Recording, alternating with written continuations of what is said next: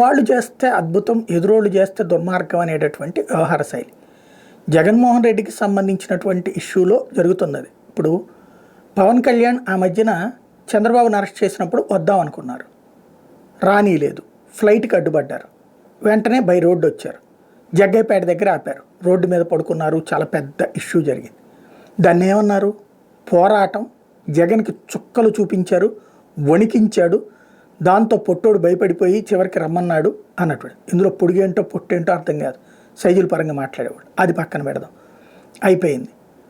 అది వీరత్వం. అలాగే చంద్రబాబు నాయుడు విశాఖపట్నం వెళ్ళినప్పుడు ఎయిర్పోర్ట్ దగ్గర ఆపితే అది దుర్మార్గం కదా, చంద్రబాబు నాయుడిని ఆపడం. జగన్మోహన్ రెడ్డి అదే ఎయిర్పోర్ట్లో ఆపినప్పుడు అది వీరత్వం, అసాంఘిక శక్తి.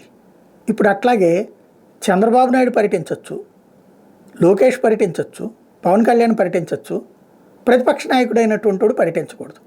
అది పర్యటించడం ద్వారా హాస్పిటల్కి సంబంధించినటువంటి దాన్ని ఏమంటారు, ప్రశాంతత భగ్నం అయిపోతుంది, తిరుపతి శాంతి భద్రతలు అలకల్లోలం అయిపోతాయి, ప్రజల్ని రెచ్చగొట్టినట్టు. ఇది కరెక్ట్ అయినటువంటి ఎనాలిసిస్ అయినా ఎవరికి వాళ్ళు ఆలోచించుకోవాల్సిన అంశం.